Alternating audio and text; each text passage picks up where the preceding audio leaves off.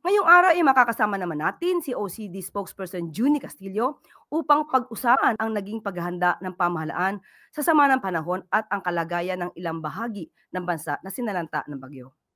Maya-maya po ay makakasama din natin si DA spokesperson at Assistant Secretary Arnel de Mesa upang talakayin ang rice importation ban sa bansa at iba pang programa ng pamahalaan. Magandang umaga po, Sir Castillo. Magandang umaga, Ma'am Claire. Magandang umaga po sa lahat ng Malacanang Press Corps. Sa atin po, ongoing na dahil activated ang ating National Interagency Coordinating Cell at sa ating NDRRMC. Sa pinakahuling ulat po ng NDRRMC at NIACC, meron na pong 17,000 na mga pamilya ang apektado nung bagyo.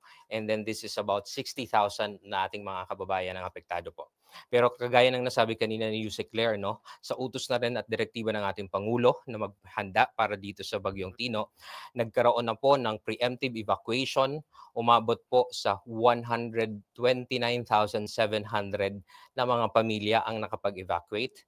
At saka ito po ay umabot sa 387,000 nating mga kababayan ang preemptively evacuated sa iba't ibang rehiyon po magmula sa Region 4B, Region 5, Region 6, Region 7, sa Region 8 at ganoon din sa Caraga Region. Ang pinakamarami po ditong preemptively evacuated ay sa Region 3 sa Eastern Visayas. Sa atin naman po, sa loob ng evacuation center, meron tayong inaalagaan ngayon ng mga kababayan natin na nandoon sa evacuation center. This is composed of 362 evacuation centers kung saan ang atin pong camp coordination and camp management cluster ay kasalukuyan po ang nag-aasikaso sa kanila. Then meron naman po tayong mga kababayan, meron pong isa doon sa Bohol, sa Panglao. Sa Panglao, may napabalita po doon na nasawi, natumbahan po ng isang punong kahoy. Again, this is for validation, and then we still have to validate other reports also coming from other regions. And then meron din po tayong mga stranded, na mga kababayan. This is composed of 1,400 na mga stranded passengers kung saan inasikaso din po ng ating mga response clusters, specifically itong sa camp or rather food and non-food item cluster, pinapakain sila doon at saka some of them were brought to evacuation centers at yung iba naman po ay nandun sa mga pantalan sa mga terminal areas. And then we also have sa power outage naman po, based on the report of the National Electrification Authority, out of the 57 po na mga electric cooperatives in different affected areas. Meron po dito yung 8 ay no power, and then 15 are partially po no power, and then meron naman pong 18 that are still operational. So ongoing po dito ang restoration sa mga areas na ito. But then again, in NIR at saka din sa Mimaropa, marami pang mga areas doon at hindi pa natin pwedeng puntahan dahil as of this morning ay malakas pa po ang hangin at saka malakas pa po ang bagyo. In terms naman po doon sa ating debris clearing that are ongoing doon sa mga regions na nadaanan na, specifically sa Eastern Visayas and then sa Central Visayas also, meron naman po kasi tayong nakapreposition na doon ng mga teams, This is composed of 10,448 assets natin, and then meron tayong personnel na naka-standby doon and have been deployed and are on standby ay ito pong 1,737 natin mga personnel for the debris clearing and civil works. In some of the flooded areas, we have initial reports coming from Caraga sa Agusan. Meron doon 5 areas na napabalitang and we've seen images of those na mga binaha doon. We also have initial reports coming from Cebu na mga binaha din po sa Talisay in Cebu. And then ito naman po, we have on standby ating mga personnel po. That's around 30,000 personnel of the search, rescue, and retrieval. These are coming from AFP, BFP, PCG. Ganun din yung dun sa ating mga regional at saka mga local disaster risk reduction and management councils. In terms of the family food packs, no, at saka ating mga non-food items, these have been prepositioned prior to the onset of the Bagyong Tino. So meron naman po tayong mga naka-preposition doon, and so far wala pa tayong nakukuhang reports that will na kinulang, no. But again, dahil nga ang sabi ng ating Pangulo ay maagap at mabilis na pagtugon sa pangangailangan, those na nakagamit na po nitong mga food and non-food items ay inaayos na rin po as we speak, no, ongoing yung NIACC meeting sa NDRRM Operations Center. Inaayos na rin kasi yung mga air assets natin coming from the AFP na magsasagawa ng rapid damage and needs assessment sa mga affected areas, and then ganun din sa pag-replenish ng ating mga food and non-food items. Yan po muna ang pinakalang update mula sa NDRRM Operations Center. Tanong mula sa MPC. Ms. Bella Calyaso, Philippine Star.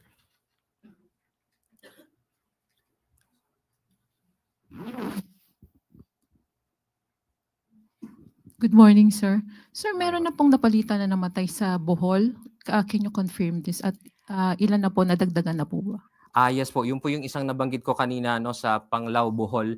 Ito po yung natumbahan na po ng punong kahoy doon. Again, as we always say, no, this is for validation of the management and dead and missing cluster ng MDM-1. Sa official na datos yan pa lang po muna, but we are confirming two other reports po, no, na hindi ko pa po maibabanggit hanggat hindi pa po natin na-verify. And then, sir, sa Cebu, sir, meron ding mga flooding na reported, and meron ding mga resident daw na ayaw din silang magpa-rescue. Ano po yung payo natin sa kanila, and meron po bang mga forced evacuation pa rin ginagawa? Meron pong mga nangyari among the local government units, no, na mga ginawa pong mga forced evacuation, ano, dun sa mga areas, especially dun sa mga baybayin.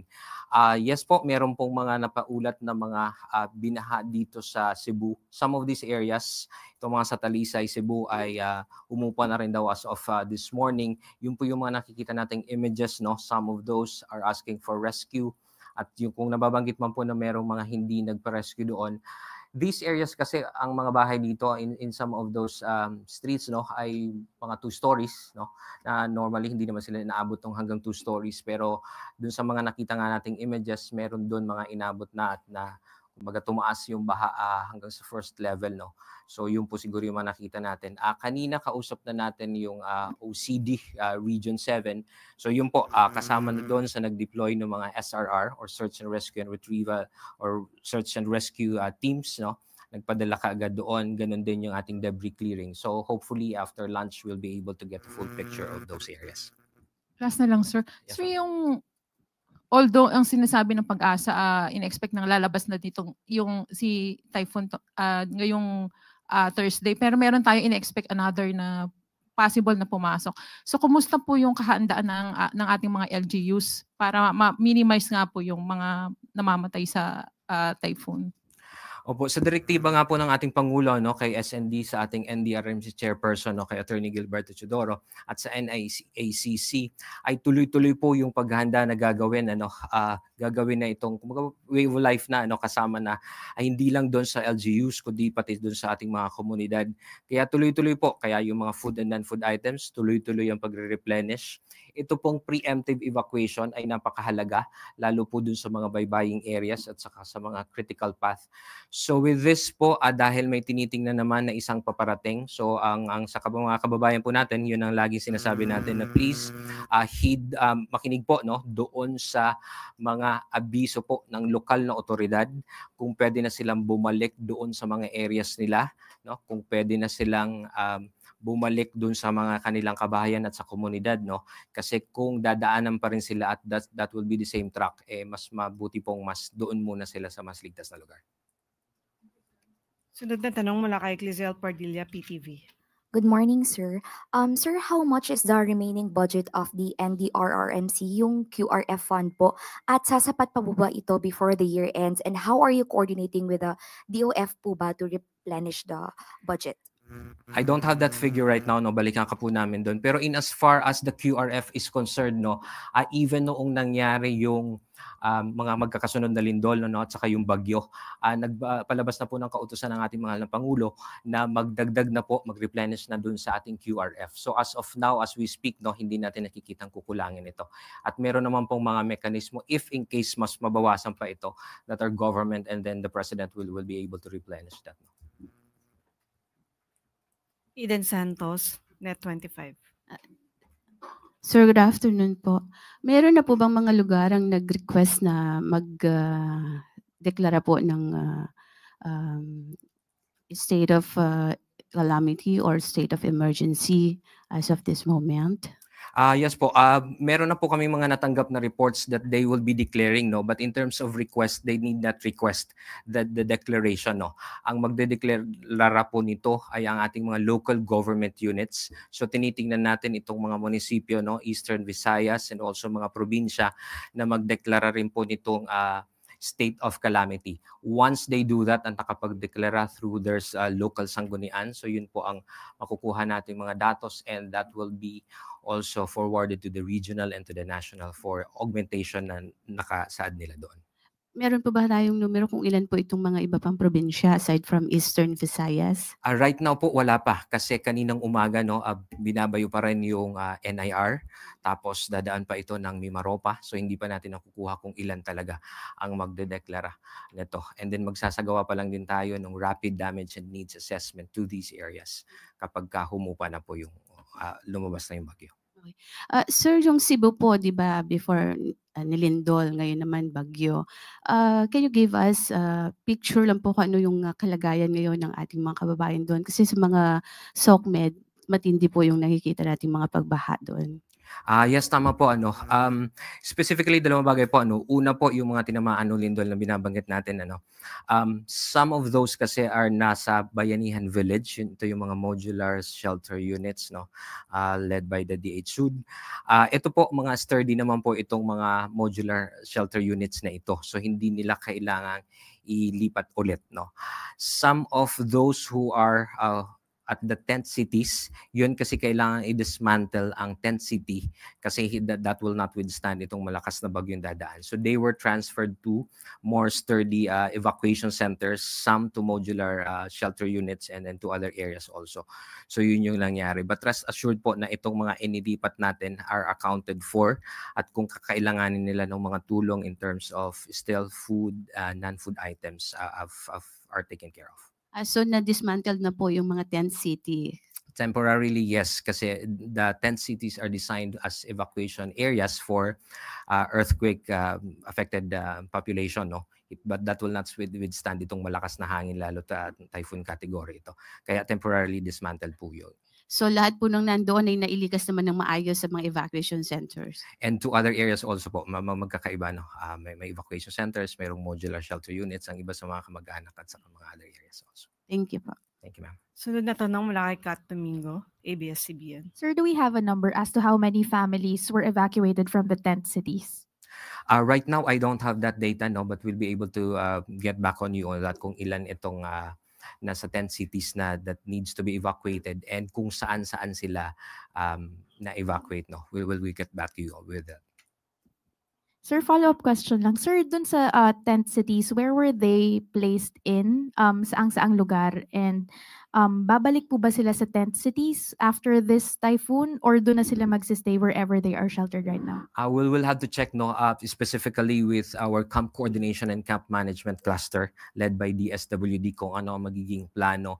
As we speak, no, pinag-uusapan yung pagbaba ng ating mga teams, specifically CCCM ito through DSWD, the OCD, and other clusters also to be able to identify kung ibabalik pa mga ba, ipuput up, i-rebuild yung tent city, or if they are able to be accommodated na dun sa modular shelter units at saka sa other evacuation centers also.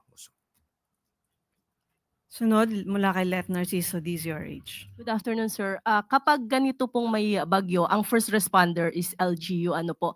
Pero dun sa mga lugar, na, yung critical areas na binabanggit ninyo, especially yung mga dinaanan na ng bagyo, mayroon na po bang mga lokal na pamahalaan na nagpapasaklolo sa national government? At ano yung specific na mga tulong na hiningi nila? Hindi pa po in terms of numbers no and data, hindi pa namin nakukuha yung nagpapasaklolo to the national government. But let's remember also na meron pang mga regional agencies na yun muna yung unang bababa no to be able to augment them.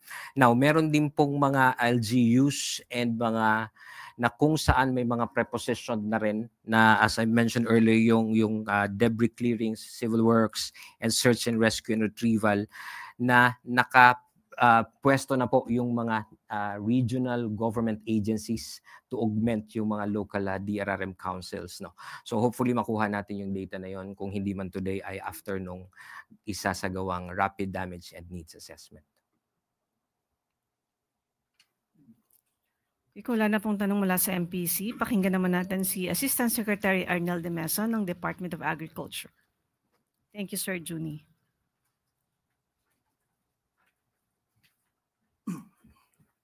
Magandang umaga po sa ating lahat.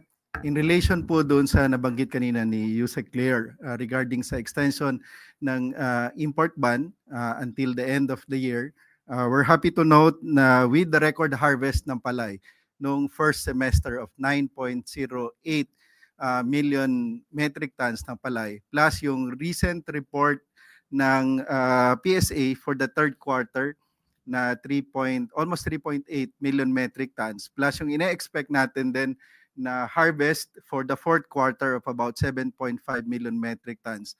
That will bring conservatively yung ating record harvest for the year of almost 20.2 million metric tons. So yung pinakamalaking harvest na natala sa atin ay noong 2023 at 20.06 million metric tons ng palay. So with the conservative estimates, this will become another record harvest sa atin ngayong taon. Again, at 20.2 million metric tons. Pwede pa itong tumaas, depende doon sa magiging apekto ng bagyo, and hopefully wala na pong masyado.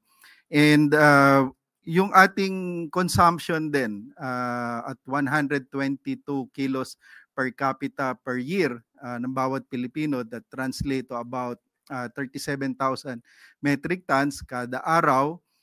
Inaasahan natin na yung ating demand for the entire year is about 13 million metric tons in rice form. Kung ibabawas natin ito kasama yung na-import, ang ating na-import hanggang bago maglabas ng import ban ay nasa 3.4 million metric tons ng bigas. Isasama natin doon sa palay harvest na 20.2, ang katumbas nun is about 12.8 million metric tons ng bigas. Plus yung ating initial inventory nung January, so yung ating lalabas na inventaryo bago matapos ang taon ay nasa 18 million metric tons ng bigas. Yung consumption natin plus yung mga waste, mga feeds, nasa 14 million plus metric tons. So lalabas by end of the year, yung ating inventaryo ay nasa 3.4 million metric tons ng bigas, which is good for 89 days. So kahit may import ban po tayo ng hanggang December, we still have enough supply which will last us up to another almost 3 months hanggang next year. Yung imported na bigas, inaasahan po natin na maubos yan hanggang kalagitnaan ngayong buwan, November 15. So isang pagkakataon na rin ito na yung ating mga kababayan talaga ay magkonsumo ng ating lokal na bigas para lalo nating matulungan yung ating mga magsasaka, at tulong na rin natin ito. Ngayon na nailabas din ng ating Pangulo, nagpapasalamat tayo ng gusto, nailabas yung dalawang magkasunod na executive orders, Executive Order 100 para dun sa pagtatalaga ng floor price, at saka dun sa Executive Order 101 na nagpapatatag at full implementation ng sa GIBSACA Act.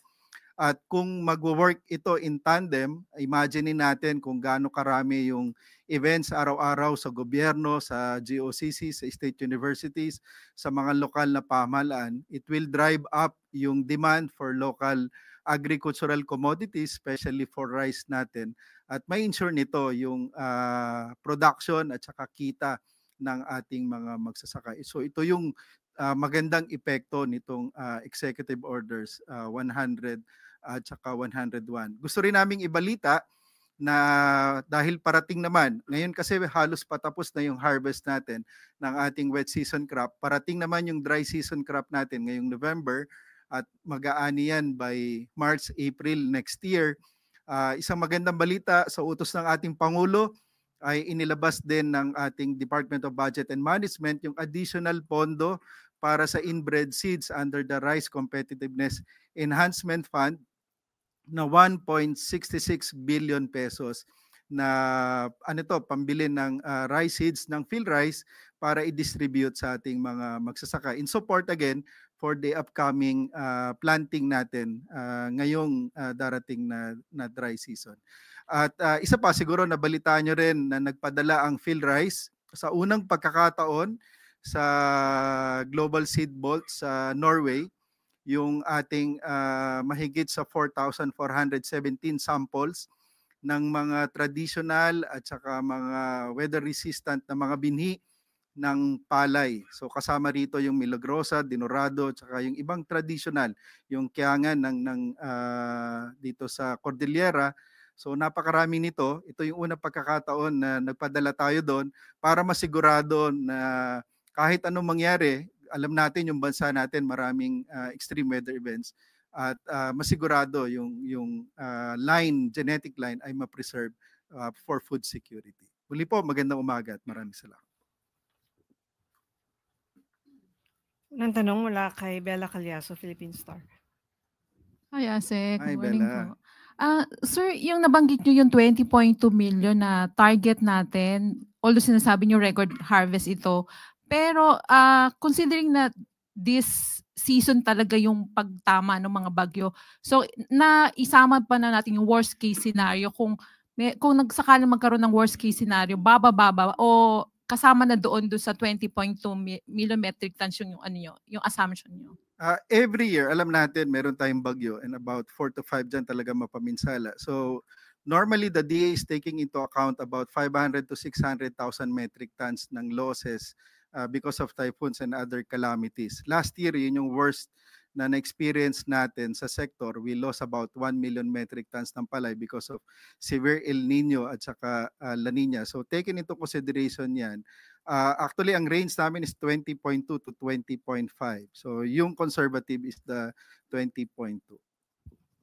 And then, Asik, although yung SINAG and other farmers group, ini-welcome nila yung extension nga ng pagbaba ng imports na bigas. Kaya lang, ang pinupus pa rin nila, sir, maibalik yung 35% tariff sa imported rice. Ano po yung comment natin doon? Sinusuportahan ng DA yung pagtaas ng taripa, pero of course, there should be careful balance between our farmers and consumers. Una, naglabas ang ating Pangulo ng mga necessary steps. Una dyan, yung pagtaas o pagtatakda ng floor price, itong pagsuporta sa GIBSACA, pagre-release ng mga pondo. So all these steps are necessary measures para protektahan ang ating mga magsasaka. And last na lang, sir, yung pong problema pa rin ng ating magsasaka, yung mababang presyo ng palay. So sa ngayon po magkano na, and yung presyo naman ng bigas, kumusta po? And ano in-expect natin this holiday season? Yung epekto nitong pagkaroon ng import ban and possible and extension hanggang December. Before that, nasa 8 to 10 pesos yung farm gate. Ngayon, nakakakita na tayo ng 14 hanggang 17, may 20 pesos na reported. Depende sa mga locations na nakita. So, we're expecting pa, pag talagang na-extend tuloy-tuloy yung import ban hanggang December, ay patuloy na tataas yung presyo ng farm gate. Naasahan natin kasi yung production cost nasa 13 to 14 pesos. So yung expectation nila para sa sariwa nasa 17 pesos at doon naman sa dry and clean at least nasa mga 21 hanggang 23 pesos. Yung presyo ng bigas ngayon sa huling monitoring natin, yung premium ay nananatili at 50 pesos. Yung regular ay nasa 38, yung well-milled ay nasa 40 pesos. So these are talagang matatag yung presyo ng bigas natin despite yung import ban ay hindi gumagalaw. So maganda yung epekto sa presyo ng bigas sa ating merkado. Sunod na tanong mula kay Chloe Ufana, Business World. Morning, sir. Good morning. Sir, according to Secretary Laurel, the executive order po for the rice extension of the rice importation ban was supposed to be out yesterday. Was it signed na po ba by the president? And if so, when can we expect a copy of the EO? Tinitingnan din namin, ipinapacheck namin sa office kung na-release na yung kautusan. But eventually, we were informed na may lalabas din po yung executive order. Follow-up question, sir. Last month, Secretary Laurel also said na the DA was eyeing a window po sa January for rice importation. Kumusta na po ito and approve na rin po ba yun ng President? And if so po, magkakaroon po ba ulit ng ban after that, February po? Importante na i-considera natin yung kapakanan, again, ng magsasaka at ng consumers natin. Yung every cycle ng ating planting calendar, meron tayong 2 lean months o lean season. For the dry season, mid-January hanggang mid-February, yun yung lean months. Ibig sabihin, wala na tayong additional harvest. We need talaga import. So, definitely by January, merong papasok na imports. Kaya yung ban hanggang December lang. So, yung susunod na lean months dyan, yung bago mag-harvest ng September. So, during July, August, yung for the wet season. So dyan, kailangan meron din pumapasok na import. So ang natin ngayon, dahil alam na natin yung mga ganitong sistema, napaplano ng maayos kung kailan magkaroon ng import ban, kailan dapat magkaroon ng magandang production para ma-check natin parehas yung kapakanan ng mga magsasaka at ng ating consumers. Magkaroon ng kapanatagan sa presyo ng bigas at ganun din sa farm gate price ng palay. So to clarify, sir, wala na pong import ban pagdating ng titingnan natin, posibleng magkaroon pa rin kasi kung maganda pa rin yung harvest at para again maproteksyonan yung presyo ng farm gate, it might be considered. But for now, ang importante ay meron tayong matatag na supply at presyo. Thank you. Sunod na tanong mula kay Tristan Nadalo, Newswatch Plus. Hi sir, good morning. Just to slightly veer away from the rice importation, before umalis yung Pangulo papuntang APEC, na-announce niya rin po yung cost cutting sa ilang mga proyekto, kabilang po yung sa Agriculture Department. Will this have any impact sa mga magiging proyekto and gaano po ka-ready yung DA to comply? Kasi nabanggit dun yung farm to market roads, irrigation projects. So ano po ang response ng DA? Definitely, the department will comply doon sa kautusan ng ating Pangulo. In fact, during the last Senate hearing, nabanggit na ni Secretary, especially for farm-to-market roads, based on his own experience, doon sa existing parameters for pricing ngayon, medyo mataas. So definitely, since nag-confirm na rin ang DA through Secretary Kiko, na DA will take up the challenge to implement the farm-to-market roads beginning next year, bubusisiin namin din yung pricing na ginawa ng DPWH para mag-align kung ano talaga yung prevailing market prices. Kasi talagang ganun tingnan ng inflation, tingnan kung ano yung dapat kita ng mga contractors para reasonable pricing for both the contractors and the government. Pero tama ka, hindi lang FMR, all other infrastructure ng ginagawa ng department, including irrigation, mga cold storages, warehouses, will also be looked upon. Salamat. Sunod na tanong mula kay Eileen Taliping, Abante.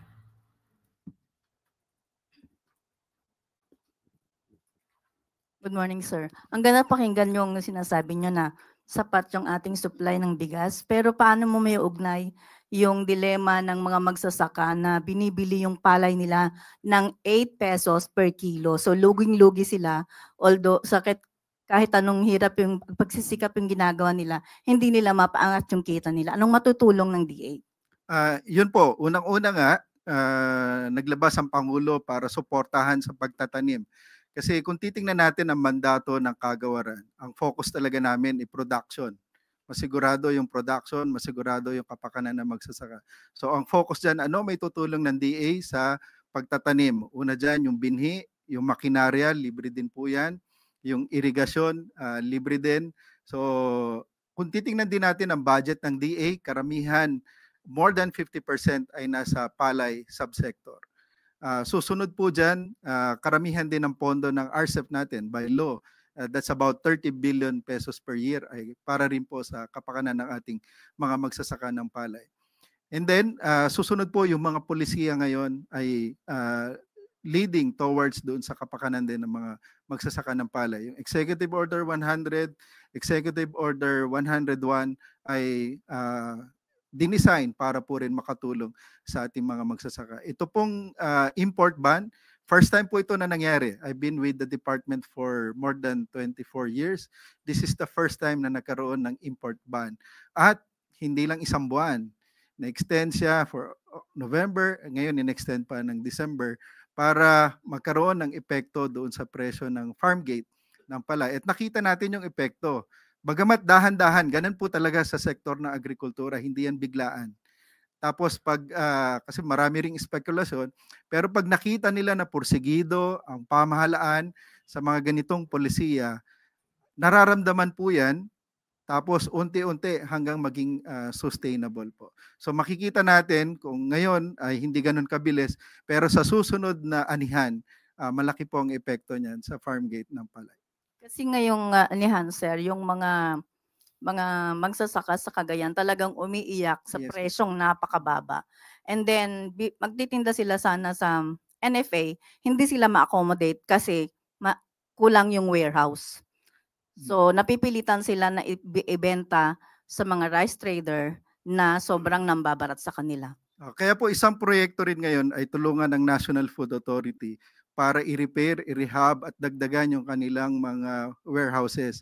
At ngayon po, meron din pang isa kaming wino-workout. Meron pong pondo na ibibigay din ng JICA. This is about $15 million sa Isabela. Ito po ay grant para po sa pagtatayo ng isang malaking rice processing complex na tulong din po sa ating mga magsasaka.